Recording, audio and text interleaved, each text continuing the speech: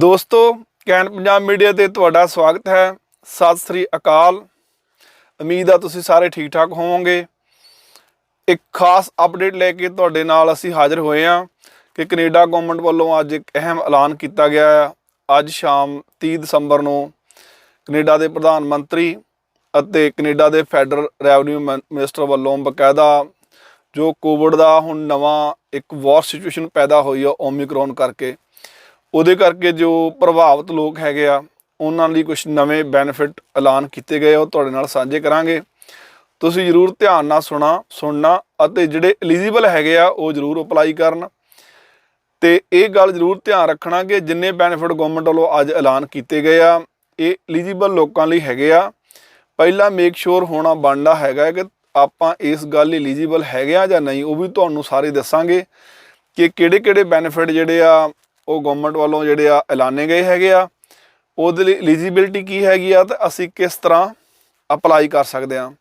ਸੋ ਪਹਿਲਾਂ ਬੇਸਿਕਲੀ ਜੇ ਮੈਂ ਅੱਜ ਕਹਾਂ ਕਿ ਅੱਜ ਸ਼ਾਮ ਨੂੰ ਹੀ ਇਹ ਖਬਰ ਆਈ ਆ ਕਿ ਕੈਨੇਡਾ ਗਵਰਨਮੈਂਟ ਵੱਲੋਂ ਕੈਨੇਡਾ ਵਰਕਰ ਲੋਕਡਾਊਨ ਬੈਨੀਫਿਟ ਜਿਹੜਾ ਪ੍ਰੋਗਰਾਮ ਹੈਗਾ ਇਹਨੂੰ ਐਕਸਪੈਂਡ ਕਰਨ ਦੀ ਗੱਲ ਕੀਤੀ ਗਈ ਹੈ। ਜਿਹਨੂੰ ਸ਼ਾਰਟ ਫਾਰਮ 'ਚ ਬੋਲਣਾ ਹੋਵੇ ਤਾਂ ਇਹਨੂੰ ਬੋਲਦੇ ਆ CWLB ਪ੍ਰੋਗਰਾਮ।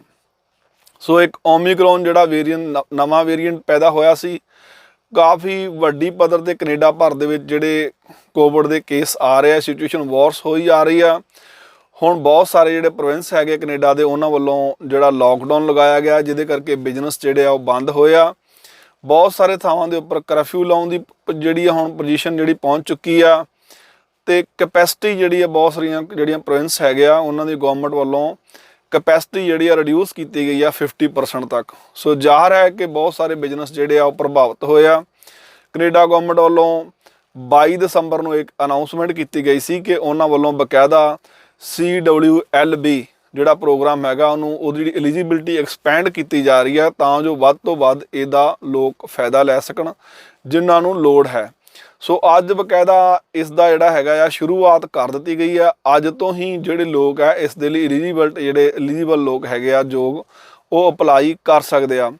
ਸੋ ਇਹ ਪ੍ਰੋਗਰਾਮ ਹੈ ਕੀ ਆ, ਕਿੰਨਾ ਲੋਕਾਂ ਵਾਸਤੇ ਹੈਗਾ ਆ, ਕਿਸ ਤਰ੍ਹਾਂ ਅਪਲਾਈ ਕਰਨਾ ਹੈਗਾ, ਇਹ ਤੁਹਾਡੇ ਨਾਲ 2 ਮਿੰਟ ਮੈਂ ਜਿਹੜੀ ਗੱਲ ਆ ਸਾਂਝੀ ਕਰਾਂਗੀ ਕਿ ਅੱਜ ਜਿਹੜੇ ਕੈਨੇਡਾ ਦੇ ਜਿਹੜੇ ਜਿਹੜੇ ਫੈਡਰਲ ਮਿਨਿਸਟਰ ਹੈਗੇ, ਰੈਵਨਿਊ ਫੈਡਰਲ ਮਿਨਿਸਟਰ ਬਕਾਇਦਾ ਡਿਆਨ ਲੈਬੋਰਾਥ੍ਰਿਲਰ, ਉਹਨਾਂ ਵੱਲੋਂ ਇਹ ਅਨਾਊਂਸਮੈਂਟ ਕੀਤੀ ਗਈ ਹੈ ਕਿ ਜਿਹੜੇ ਲੋਕਾਂ ਦਾ ਬਿਜ਼ਨਸ ਜਿਹੜਾ ਕੋਵਿਡ ਦੇ ਕਰਕੇ ਖਾਸ ਕਰਕੇ ਜਿਹੜੇ ਡੈਜ਼ਿਗਨੇਟਡ ਏਰੀਆਜ਼ ਹੈਗੇ ਆ, ਡੈਜ਼ਿਗਨੇਟਡ ਪ੍ਰੋਵਿੰਸ ਹੈਗੇ ਆ, ਡੈਜ਼ਿਗਨੇਟਡ ਤੋਂ ਭਾਵ ਕਿ ਜਿਨ੍ਹਾਂ ਦੇ ਵਿੱਚ ਲੋਕਡਾਊਨ ਲਗਾਇਆ ਗਿਆ ਅਤੇ ਬਕਾਇਦਾ ਉੱਥੇ ਜਿਹੜਾ ਉੱਥੋਂ ਦਾ ਪ੍ਰਸ਼ਾਸਨ ਹੈਗਾ ਵਾ ਉੱਥੇ ਕੋਵਿਡ ਦੀਆਂ ਰਿਸਟ੍ਰਿਕਸ਼ਨ ਇੰਪਲੀਮੈਂਟ ਕੀਤੀਆਂ ਗਈਆਂ ਨੇ ਅਤੇ ਲੋਕਡਾਊਨ ਵੀ ਲਗਾਇਆ ਗਿਆ ਆ ਅਤੇ ਬਕਾਇਦਾ ਪ੍ਰੋਵਿੰਸ ਵੱਲੋਂ ਉਹਨੂੰ ਜਿਹੜਾ ਕੋਵਿਡ ਪ੍ਰਭਾਵਿਤ ਖੇਤਰ ਐਲਾਨਿਆ ਗਿਆ ਆ।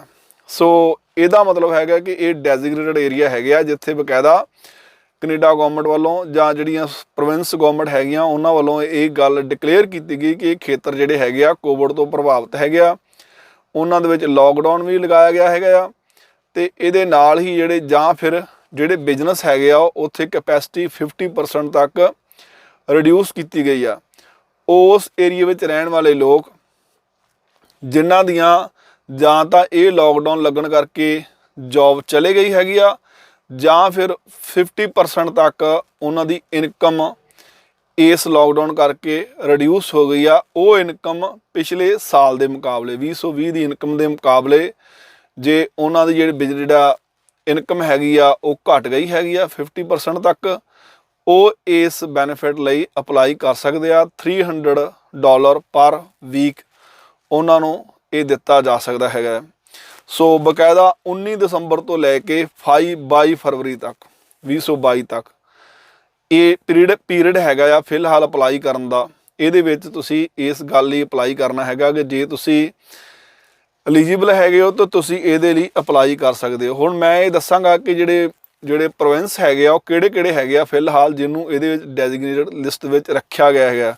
ਉਹਦੇ ਵਿੱਚ British Columbia, Alberta, Manitoba, Ontario, Quebec, New Brunswick, Newfoundland, Labrador, Prince Edward Island, ਇਹ ਸਾਰੇ ਏਰੀਏ ਜਿਹੜੇ ਹੈਗੇ ਆ ਪ੍ਰੋਵਿੰਸ ਹੈਗੇ ਆ, ਇਹਨਾਂ ਦੇ ਬਹੁਤ ਸਾਰੇ ਏਰੀਏ ਜਿਹੜੇ ਹੈਗੇ ਇਹਨਾਂ ਨੂੰ ਇਹਦੇ ਵਿੱਚ ਰੱਖਿਆ ਗਿਆ ਹੈਗਾ ਆ। ਜਿਹੜੇ ਜਿੱਥੇ ਲੋਕਡਾਊਨ ਲੱਗਾ ਹੈਗਾ ਆ ਜਾਂ ਫਿਰ 50% ਤੱਕ ਉੱਥੋਂ ਦੀਆਂ ਪ੍ਰੋਵਿੰਸ ਗਵਰਨਮੈਂਟ ਹੈਗੀਆਂ ਉਹਨਾਂ ਵੱਲੋਂ ਕਪੈਸਿਟੀ ਜਿਹੜੀ ਆ ਰਿਡਿਊਸ ਕੀਤੀ ਗਈ ਆ।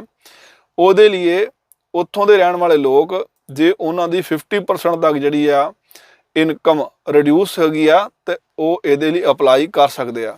ਹੁਣ ਇਹਦੀਆਂ ਕੁਝ ਡਿਮੈਂਸ਼ਨਸ ਜਿਹੜੀਆਂ ਮੈਂ ਅੱਗੇ ਦੱਸਣਾ ਚਾਹਾਂਗਾ ਕਿ ਜਿਹੜੇ ਲੋਕ ਕੋਵਿਡ ਤੋਂ ਸਿੱਧੇ ਤੌਰ ਤੇ ਪ੍ਰਭਾਵਿਤ ਹੋਏ ਆ, ਪਹਿਲੀ ਗੱਲ ਤੇ 50% ਤੱਕ ਉਹਨਾਂ ਦੀ ਇਨਕਮ ਜਿਹੜੀ ਆ ਲਾਸ ਹੋਈ ਆ। ਇਸ ਤੋਂ ਇਲਾਵਾ ਜਿਹੜਾ ਉਹ ਅੱਜ ਹੀ ਇਹਦੇ ਲਈ ਅਪਲਾਈ ਕਰ ਸਕਦੇ ਆ। ਪਹਿਲੀ ਗੱਲ ਤੇ ਕਿ ਇਹਦਾ ਹੁਣ ਗਵਰਨਮੈਂਟ ਵੱਲੋਂ ਬਕਾਇਦਾ ਇਹ ਪ੍ਰੋਗਰਾਮ ਸ਼ੁਰੂ ਕਰ ਦਿੱਤਾ ਗਿਆ। ਇਹਦੀਆਂ ਜਿਹੜੀਆਂ ਡਿਮੈਂਸ਼ਨਸ ਹੋਰ ਹੈਗੀਆਂ ਯੋਗਤਾਵਾਂ ਉਹ ਮੈਂ ਤੁਹਾਡੇ ਨਾਲ ਸਾਂਝੀਆਂ ਕਰਾਂਗਾ ਕਿ ਜਿਵੇਂ ਕਿ ਪਹਿਲਾਂ ਜਿਹੜੀਆਂ ਐਲੀਜੀਬਿਲਟੀ ਰੱਖੀਆਂ ਗਈਆਂ ਸੀ ਲਗਭਗ ਉਹਦੇ ਨਾਲ ਮਿਲਦੀਆਂ ਨੇ, ਕੁਝ ਚੇਂਜਸ ਹੈਗੀਆਂ ਨੇ। ਉਹਦੇ ਵਿੱਚ ਪਹਿਲੀ ਜਿਹੜੀ ਹੈਗੀ ਕਿ $5000 ਤੱਕ ਉਕਤ ਵਿਅਕਤੀ ਨੇ ਸਾਲ 2020 2021 ਜਾਂ ਜਦੋਂ ਉਹ ਅਪਲਾਈ ਕਰ ਰਿਹਾ ਉੱਥੋਂ ਲਾਸਟ 12 ਮਹੀਨਿਆਂ ਦੇ ਵਿੱਚ 12 ਮੰਥ ਦੇ ਵਿੱਚ ਉਹਨੇ ਘੱਟੋ ਘੱਟ $5000 ਤੱਕ ਕਮਾਇਆ ਹੋਵੇ ਤਾਂ ਉਹ ਇਹਦੇ ਲਈ ਐਲੀਜੀਬਿਲਟੀ ਰੱਖਦਾ ਹੈਗਾ। ਇਹ ਇੱਕ ਐਲੀਜੀਬਿਲਟੀ ਦੀ ਇੱਕ ਸ਼ਰਤ ਹੈਗੀ ਹੈ। ਇਹਦੇ ਨਾਲ ਹੋਰ ਸ਼ਰਤਾਂ ਵੀ ਜੁੜੀਆਂ ਹੈਗੀਆਂ ਕਿ ਉਹਨੇ 2020 ਦੀ ਜਿਹੜੀ ਰਿਟਰਨ ਆ ਉਹ ਭਰੀ ਹੋਵੇ ਬਕਾਇਦਾ ਕੈਨੇਡਾ ਰੈਵਨਿਊ ਦੇ ਕੋਲ, ਤੇ ਜਿਹੜੇ ਉਹ ਖੇਤਰ 'ਚ ਰਹਿ ਰਿਹਾ, ਜਿਹੜੀ ਤੀਜੀ ਸ਼ਰਤ ਹੈਗੀ ਆ ਜਿਹੜੀ ਥਰਡ ਟਰਮ ਆ ਉਹਦੇ ਵਿੱਚ ਹੈਗਾ ਕਿ ਜਿਹੜੇ ਖੇਤਰ 'ਚ ਰਹਿ ਰਿਹਾ ਉਸ ਖੇਤਰ ਨੂੰ ਬਕਾਇਦਾ ਉੱਥੇ ਕੋਵਿਡ ਪ੍ਰਭਾਵਿਤ ਨੂੰ ਡਿਕਲੇਅਰ ਕਰਕੇ ਲੋਕਡਾਊਨ ਲਗਾਇਆ ਹੋਵੇ ਤੇ ਉਸ ਲੋਕਡਾਊਨ ਕਰਕੇ ਜਾਂ ਤਾਂ ਕਿਸੇ ਆਦਮੀ ਦੀ ਜੌਬ ਚਲੀ ਗਈ ਹੋਵੇ, ਉਹਨੂੰ ਜੌਬ ਜਿਹੜੀ ਲੋਕਡਾਊਨ ਕਰਕੇ ਉਹਦੀ ਜੌਬ ਜਿਹੜੀ ਉਹ ਫਿਲਹਾਲ ਚਲੇ ਗਈ ਹੈਗੀ ਆ। ਜੇ ਉਹ ਸੈਲਫ ਜਾਂ ਅਨਪਲਾਇਡ ਜੌਬ ਵੀ ਚਲੇ ਗਈ ਤੇ ਨਾਲ ਉਹ ਕਿਤੇ ਹੋਰ ਜੌਬ ਨਹੀਂ ਕਰ ਰਿਹਾ, ਫਿਲਹਾਲ ਉਹ ਬੇਰੁਜ਼ਗਾਰ ਆ, ਉਹਦੇ ਕੋਲ ਕਮਾਈ ਦਾ ਸਾਧਨ ਨਹੀਂ ਹੈਗਾ ਲੋਕਡਾਊਨ ਕਰਕੇ, ਤੇ ਉਹ ਇਹਦੇ ਲਈ ਅਪਲਾਈ ਕਰ ਸਕਦਾ। ਇਹ ਤੀਜੀ ਸ਼ਰਤ ਹੈਗੀ ਆ। ਚੌਥੀ ਸ਼ਰਤ ਹੈਗੀ ਕਿ ਜੇ ਕੋਈ ਸੈਲਫ ਇੰਪਲਾਇਡ ਹੈਗਾ ਲੇਕਿਨ ਉਹਦਾ ਜਿਹੜਾ ਬਿਜ਼ਨਸ ਹੈਗਾ ਵਾ ਉਹ ਲੋਕਡਾਊਨ ਕਰਕੇ ਨਹੀਂ ਚੱਲ ਰਿਹਾ, ਉਹਦੀ 50% ਦਾ ਜਿਹੜੀ ਇਨਕਮ ਆ 2020 ਦੇ ਮੁਕਾਬਲੇ ਰਿਡਿਊਸ ਹੋ ਗਈ ਆ, ਉਹ ਸੈਲਫ ਇੰਪਲਾਇਡ ਜਿਹੜਾ ਹੈਗਾ ਉਹ ਵੀ ਇਹਦੇ ਲਈ ਅਪਲਾਈ ਕਰ ਸਕਦਾ ਹੈਗਾ ਇਸ ਬੈਨੀਫਿਟ ਲਈ $300 ਪਰ ਵੀਕ ਲਈ। ਸੋ ਇਹ ਜਿਹੜੀਆਂ ਮੇਜਰ ਜਿਹੜੀਆਂ ਹੈਗੀਆਂ ਸੀ ਗੱਲਾਂ ਤੁਹਾਡੇ ਨਾਲ ਸਾਂਝੀਆਂ ਕੀਤੀਆਂ। ਜਿਹੜੇ ਨਿਯਮ ਹੈਗੇ ਜਿੱਦਾਂ ਤੁਹਾਨੂੰ ਪਹਿਲਾਂ ਦੱਸਿਆ ਦਸੰਬਰ 19 ਤੋਂ ਲੈ ਕੇ ਫਰਵਰੀ 12 ਦੇ ਵਿੱਚ ਜਿਹੜਾ ਪੀਰੀਅਡ ਲਿਖਿਆ ਗਿਆ ਇਹਦੇ ਵਿੱਚ ਤੁਸੀਂ ਅਪਲਾਈ ਫਿਲਹਾਲ ਕਰਨਾ ਹੈਗਾ। ਇਸ ਜਿਹੜਾ ਅਗਲਾ ਪ੍ਰੋਗਰਾਮ ਹੈਗਾ ਉਹ ਕਿੱਥੋਂ ਤੱਕ ਐਕਸਪੈਂਡ ਹੁੰਦਾ ਆ, ਜਿਹੜਾ ਪੀਰੀਅਡ ਹੈਗਾ ਨੈਕਸਟ ਪੀਰੀਅਡ ਉਹ ਤੁਹਾਡੇ ਨਾਲ ਆਉਣ ਵਾਲੇ ਸਮੇਂ ਦੇ ਵਿੱਚ ਅਸੀਂ ਸਾਂਝਾ ਕਰਾਂਗੇ।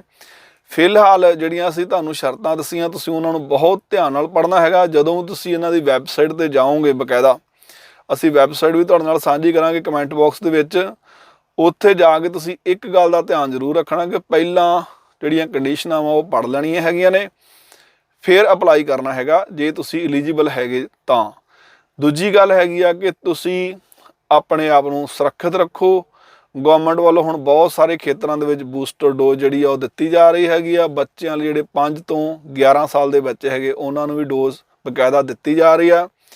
ਜਿਹੜੀ ਇਹ ਬੱਚਿਆਂ ਲਈ ਕੋਵਿਡ ਦੀ ਡੋਜ਼ ਹੈਗੀ ਆ ਉਹ ਬਕਾਇਦਾ ਪਹਿਲਾਂ ਟੈਸਟ ਕੀਤੀ ਗਈ ਹੈਗੀ ਆ, ਉਹਨੂੰ ਹੈਲਥ ਜਿਹੜਾ ਕੈਨੇਡਾ ਹੈਗਾ ਉਹਦੇ ਵੱਲੋਂ ਬਕਾਇਦਾ ਅਪਰੂਵਲ ਮਿਲੀ ਆ, ਕਈ ਟਰਾਇਲ ਚੱਲਦੇ ਆ, ਉਸ ਤੋਂ ਬਾਅਦ ਇਹ ਅਪਰੂਵਲ ਮਿਲਦੀ ਆ। ਸੋ ਜਦੋਂ ਉਹ ਸੁਰੱਖਿਅਤ ਪਾਈ ਜਾਂਦੀ ਆ ਤਾਂ ਫਿਰ ਉਸ ਨੂੰ ਪਾਸ ਕੀਤਾ ਜਾਂਦਾ। ਸੋ ਆਪਣੇ ਬੱਚਿਆਂ ਨੂੰ ਆਪਣੇ ਆਪ ਨੂੰ ਸੁਰੱਖਿਅਤ ਕਰੋ, ਵੱਧ ਤੋਂ ਵੱਧ ਵੈਕਸੀਨੇਸ਼ਨ ਲਗਵਾਓ। ਜੇ ਤੁਹਾਡੀ ਜੌਬ ਚਲੀ ਗਈ ਹੈਗੀ ਆ, ਤੁਹਾਨੂੰ ਪੈਸੇ ਦੀ ਲੋੜ ਹੈਗੀ ਆ, ਤੁਸੀਂ ਕੈਨੇਡਾ ਗਵਰਨਮੈਂਟ ਕੋਲ ਅਪਲਾਈ ਕਰ ਸਕਦੇ ਹੋ ਰਾਈਟ ਵੇ, ਜਿੱਦਾਂ ਪਹਿਲਾਂ ਪ੍ਰੋਸੀਜਰ ਸੀਗਾ ਤੁਹਾਡੇ ਅਕਾਊਂਟ ਵਿੱਚ ਪੈਸੇ ਆ ਜਾਣਗੇ। ਲੇਕਿਨ ਇੱਕ ਗੱਲ ਦਾ ਧਿਆਨ ਜ਼ਰੂਰ ਰੱਖਣਾ, ਜਿਹੜੇ ਪੈਸੇ ਤੁਸੀਂ ਗਵਰਨਮੈਂਟ ਕੋਲ ਲੈ ਰਹੇ ਹੈਗੇ ਹੋ, ਜੋ ਤੁਸੀਂ ਐਲੀਜੀਬਲ ਹੈਗੇ ਹੋ ਤੁਹਾਡੀ ਉਹ ਹੈਲਪ ਆ। ਜੇ ਤੁਸੀਂ ਐਲੀਜੀਬਲ ਨਹੀਂ ਹੈਗੇ ਉਹ ਪੈਸਾ ਤੁਹਾਨੂੰ ਵਾਪਸ ਦੇਣਾ ਪਏਗਾ। ਸੋ ਇਹ ਸਾਰੀਆਂ ਗੱਲਾਂ ਹੈਗੀਆਂ ਜਿਹੜੀਆਂ ਤੁਹਾਡੇ ਨਾਲ ਸਾਂਝੀਆਂ ਕੀਤੀਆਂ। ਕੈਨ ਪੰਜਾਬ ਮੀਡੀਆ ਵੱਲੋਂ ਅਜਿਹੀਆਂ ਜਾਣਕਾਰੀਆਂ ਤੁਹਾਨੂੰ ਜੇ ਸਾਂਝੀਆਂ ਕੀਤੀਆਂ ਜਾਂਦੇ ਤੁਹਾਡੇ ਨਾਲ ਤੁਹਾਨੂੰ ਚੰਗੀਆਂ ਲੱਗਦੀਆਂ ਹਨ ਤੇ ਕੈਨ ਪੰਜਾਬ ਮੀਡੀਆ ਦਾ ਜਿਹੜਾ ਚੈਨਲ ਹੈਗਾ ਉਹਨੂੰ ਸਬਸਕ੍ਰਾਈਬ ਕਰੋ, ਲਾਈਕ ਕਰੋ, ਸਾਡੇ ਮੈਂਬਰ ਬਣੋ, ਸਾਡੇ ਫੈਮਿਲੀ ਮੈਂਬਰ ਬਣੋ, ਤਾਂ ਜੋ ਸਾਡੀ ਹੌਸਲਾ ਅਫਜ਼ਾਈ ਹੋਏ ਤੇ ਅਸੀਂ ਆਉਣ ਵਾਲੇ ਸਮੇਂ ਦੇ ਵਿੱਚ ਹੋਰ ਵੀ ਤੁਹਾਡੇ ਨਾਲ ਵਿਚਾਰਾਂ ਦੀ ਸਾਂਝ ਪਾ ਸਕੀਏ। ਸੋ ਕੈਨ ਪੰਜਾਬ ਮੀਡੀਆ ਦੇਖਣ ਲਈ ਸੁਣਨ ਲਈ ਤੁਹਾਡਾ ਬਹੁਤ ਬਹੁਤ ਧੰਨਵਾਦ। ਮੈਂ ਗੁਰਮੁਖ ਸਿੰਘ ਬਾਰੀਆ, ਸਤਿ ਸ੍ਰੀ ਅਕਾਲ।